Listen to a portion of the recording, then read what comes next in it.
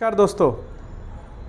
तो आज हम लोग जिस महान पुरुष के बारे में पढ़ने वाले हैं उनके बारे में बताने से पहले मैं आपको एक परिस्थिति के बारे में बताना चाहता हूं। ध्यान से सुनिए और सब लोग ध्यान दीजिए। आप इमेजिन करके देखिए, उस समय बाल विवाह बहुत प्रचलन में था। छोटी उम्र में ही जो है बाल विवाह करा दिया जाता था। ब्रिटिश हुकूमत ने इसके खिलाफ कई सारे एक्ट भी पास किए और बाल विवाह को प्रतिबंधित भी किया। देखते ही देखते शायद आपको पता हो कि सती प्रथा करके भी एक प्रथा थी हमारे यहाँ पर, तो सती प्रथा के ऊपर भी बंदी लाई। लेकिन ब्रिटिश हुकूमत ने कहीं ना कहीं ये कोशिश करने में वो लगभग ऐसा कहा जा सकता है कि वो नाकामयाब रहे कि जहाँ पर विधवा पुनर्विवाह जो है उसको वो ज़्यादा प्रमोट कर पाए। एक समय ऐसा आया कि देश के अंदर एक ऐसा व्यक्ति खड़ा हुआ जिसने अपना हायर एजुकेशन कंप्लीट करने के बाद में, अपने एजुकेशन लेने के बाद में, जब किसी कारणवश बारिश ज़्यादा होने की वजह से जब वो एक कुटिया के सामने रुकते हैं तो देखते हैं कि उस कुटिया में कई सारी महिलाएं बैठी हैं सफ़ेद वस्त्र में, जिसमें से 14 और 16 साल की और 18 साल की बच्चियां भी थी। और जब उन्होंने पूछा कि आप सब कौन हैं, तो उन्होंने कहा कि ये विधवा बच्चियां हैं। तो उनका दिल बैठ गया। उन्होंने कहा कि ये कोई उम्र थोड़ी ना होती है विधवा होने की, और विधवा होने में इस बच्चियों का क्या गलती है? जिसकी जितनी लिखी है वो उतना ही जिएगा। और अगर इनके पति गुजर जाते तो क्या वो इस प्रकार का जीवन जीता? नहीं। तो ये तो महिलाओं के ऊपर, लड़कियों पर श्राप है। तो वो उस समय तो वहां से चले जाते और फिर वो व्यक्ति विधवा महिलाओं के लिए, विधवा महिलाओं का पुनर्विवाह कराने के लिए अपना आगे का जीवन जो है वो डिवोट कर देते हैं। इतना ही नहीं, उन्होंने उन महिलाओं को पढ़ाना, उन बच्चियों को, छोटी बच्चियों को पढ़ाने का भी जिम्मेदारी खुद ने ली। और ऐसे महान शख्सियत का नाम था महर्षि डॉक्टर धोंडो केशव कर्वे। बहुत ही होशियार, टैलेंटेड, मैथ्स में उनका कोई हाथ नहीं पकड़ता था। उस समय, जिस समय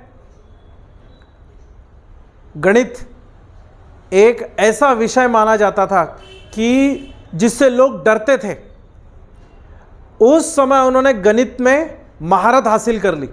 इतना ही नहीं, फर्ग्यूसन कॉलेज में भी उन्होंने पढ़ाया, यूनिवर्सिटी की एस्टैब्लिशमेंट की। मतलब एक व्यक्ति अपने जीवन में क्या कुछ नहीं कर सकता है, यह आप लोगों को कर्वे जी से सीखना चाहिए। देखिए, हम लोग कई बार छोटी छोटी बातों पर परेशान होते हैं, विचलित हो जाते हैं। लेकिन ये इस प्रकार के व्यक्ति थी कि जब इनके सामने कोई परिस्थिति आती या इनको ऐसा लगता कि अब शायद कुछ मुझे परिवर्तन करने की ज़रूरत है या कोई गलत चीज़ें इनके साथ हो रही है, तो ये उसको एक अपॉर्चुनिटी में बदलने की कोशिश करते, एक संधि में बदलने की कोशिश करते। और इसी का नतीजा ये रहा कि उस समय के कांग्रेस के बड़े से बड़े लीडर जो थे वो इनके संपर्क में थे, वो उनसे विचार विमर्श करने आते थे। गोपाल कृष्ण गोखले, कांग्रेस के इतने बड़े उच्च नेता, वो भी कर्वे से डिस्कशन करने के लिए आते, उनको कांग्रेस के सेशंस में बुलाते थे। लेकिन जैसे मैंने पहले ही बताया कि इस इंसान ने अपना पूरा जीवन विधवा पुनर्विवाह के लिए डिवोट कर दिया था। अब आप उस समय सोच के देखिए, विधवाओं का मतलब एक तो पहली बात तो यह है कि विधवा होते बराबर सती की प्रथा थी। सती के ऊपर प्रोहिबिशन लाया गया 1829 में 4 दिसंबर को। तो सती प्रोहिबिशन लगने के बाद, प्रतिबंध लगने के बाद, अब वो विधवा महिलाएं जो घर में रह रही है और उनके ऊपर कई प्रकार के अत्याचार हो रहे हैं। इन अत्याचारों को न सिर्फ समाप्त करना, बल्कि उस लड़कियों को, उस महिलाओं को दोबारा से नई शुरुआत करना चाहिए, ऐसे पहली बार विचार धोंडो केशव कर्वे ने दिए। तो आइए शुरू करते हैं, इनके बारे में समझ के लेते हैं। तो इनका जन्म 18 अप्रैल 1858 को आज के रत्नागिरी में हुआ। महाराष्ट्र का एक जिला है रत्नागिरी, कोकण में पड़ता है। उसके बाद में आप लोग देखेंगे कि महिला शिक्षा व विधवा विवाह के ऊपर इन्होंने अपने जीवन में कार्य किए। इसके बाद में आप लोग देखेंगे कि भारत की प्रथम महिला विश्वविद्यालय भी इन्होंने बंबई में स्थापित की, जो आज भी रन हो रही है। उसके बाद में इन्होंने 1914 तक पुणे के फर्ग्यूसन कॉलेज में गणित के अध्यापक के रूप में रहे, जैसे मैंने आपको बताया। और फर्ग्यूसन कॉलेज में आज भी वो रूम अवेलेबल है। आज भी उस रूम को जो एक प्रकार से उन्होंने बंद करके रखा है, और सिर्फ वो खुलती ही तब है जब नई बैच बच्चों की फर्ग्यूसन कॉलेज की आती है, तो अब उनको बताया जाता है कि इस कॉलेज में, इस रूम में कर्वे जी रहते थे। तो बच्चों का आत्मविश्वास 7वें आसमान पे होता है कि हम उस संस्था के साथ में जुड़ रहे हैं जिस संस्था में कभी कर्वे जी पढ़ाते थे, पढ़ते थे, रहते थे। आप लोग देखेंगे कि स्वतः इन्होंने विधवा से विवाह किया। इनकी जो पहली पत्नी थी, एक लंबे अरसे तक के उन्होंने इनका साथ दिया, परंतु आप लोग देखेंगे कि उनका निधन हो जाता है। और निधन होने के बाद में आप लोग देखेंगे कि इन्होंने एक विधवा महिला से विवाह कर लिया। इन्होंने खुद ने एक विधवा से शादी करके अपने से शुरुआत की कि अगर आपको ऐसा लगता है कि मुझे, तो मैं सबसे पहले विधवा से शादी करना चाहूँगा। नतीजा, समाज ने बहिष्कार कर दिया इनका। इनके घर पे कोई जाने के लिए तैयार नहीं, और इनको कोई फर्क नहीं पड़ता था। इन्होंने कहा कि समाज के अंदर परिवर्तन की शुरुआत मुझसे अगर होती है तो मुझसे सही, लेकिन मैं परिवर्तन जरूर लाऊंगा, और इन माता बहनों की जो, विधवा माता बहनों की जो परिस्थितियां हैं उसको मैं परिवर्तित करके रहूंगा। आप लोग देखेंगे कि इन्होंने विधवा विवाह संघ की भी स्थापना की। उसके बाद में इन्होंने अनाथ बालिकाओं के लिए बालिका आश्रम शुरू किया, और 1907 में महिला विद्यालय की भी शुरुआत की। तो आप सोचो ना, उस समय 1905-1910 के कार्यकाल में, जहाँ पे लोग अपने 2 वक्त की रोटी का बंदोबस्त करने में नाकामयाब रहते थे, ऐसे समय पर कर्वे जी ने अनाथ बालिकाओं के लिए भी अनाथ आश्रम चालू किए, और उनके विवाह का भी जिम्मेदारी खुद ही उठाया। इनके द्वारा किए गए काम अकल्पनीय और अतुलनीय है। ये छोटे से वीडियो में मैं आप लोगों को इनके द्वारा किए गए कार्यों के बारे में सिर्फ एक फ्लैश बता रहा हूँ। फ्लैश, जब कैमरे से फोटो खींचते हैं तो एक फ्लैश आता है, तो बस ये फ्लैश है शॉर्ट में समझाने के लिए।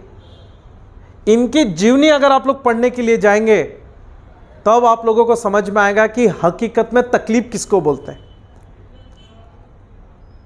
हकीकत में किन परिस्थितियों में लोग जीवन जीते हैं, और उन परिस्थितियों से अपने आप को तैयार करना, मजबूत करना और उस काबिल बनाना कि मैं परिवर्तन लाऊंगा, और ऐसे उग्र क्रांतिकारी विचार लाना उस समाज की महिलाओं के लिए कि जहां पर उनके बारे में बातचीत करना भी पाप माना जाता था, उनके विषय में कुछ बोलना भी गलत माना जाता था। तो उन्होंने विधवाओं, महिलाओं के विवाह के बारे में बोला। इसी का नतीजा है कि 1955 में उनको पद्म विभूषण पुरस्कार दिया गया भारत सरकार के द्वारा, और 1958 में, 1958 में उनको भारत रत्न दिया गया। 104 वर्ष की उम्र जिए वो। कई सारे लोग बोलते थे कि तुम ये जो काम कर रहे हो, तुम जल्दी मर जाओगे, तुम्हें भगवान कभी माफ नहीं करेगा। तो ये हंसते थे। तो बोले, मैंने जितनी महिलाओं की, जितनी लड़कियों की जिंदगी परिवर्तित की है, उनकी दुआएं हैं मेरे साथ। मैं इतने जल्दी मरने वाला नहीं हूं। अभी तो मेरा जिंदगी का लक्ष्य 1 लाख विधवा महिलाओं का विवाह कराना है। तो लोग क्योंकि वो बोलते हैं ना, एक ऐसे लोग होते हैं सोसाइटी के अंदर जो सहन करते हैं, जो बर्दाश्त कर लेते हैं। ये उनमें से नहीं थे। ये तुमने 1 बोला तो मैं 4 बोलूंगा। और ऐसे लोगों को रगड़ना बहुत अच्छे से जानते थे। इनकी जीवनी जब आप पढ़ेंगे तब आपको पता चलेगा। तो इसीलिए कांग्रेस के कई सारे अधिवेशनों में जाते थे, वहाँ पे ये मुद्दा भी उठाते थे। बालिका विद्यालय और महिला शिक्षा, इनके ऊपर भी उन्होंने बहुत सारे काम किए। कई स्कूल कॉलेजेस बनाए, यूनिवर्सिटी बना दी देश की पहली महिलाओं के लिए। और क्या चाहिए वो भी मुंबई में। और आखिर में इनके द्वारा किए गए कार्यों को देखते हुए भारत सरकार ने 1958 में इनको भारत रत्न भी दिया।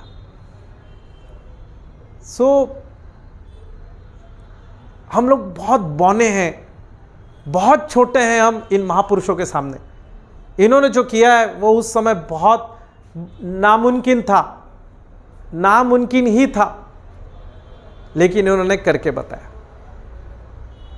आई होप आप लोगों को समझ में आया है महर्षि ढोंडो केशव कर्वे का जीवन। इसके आगे का वीडियो नेक्स्ट लेक्चर में कंटिन्यू करेंगे।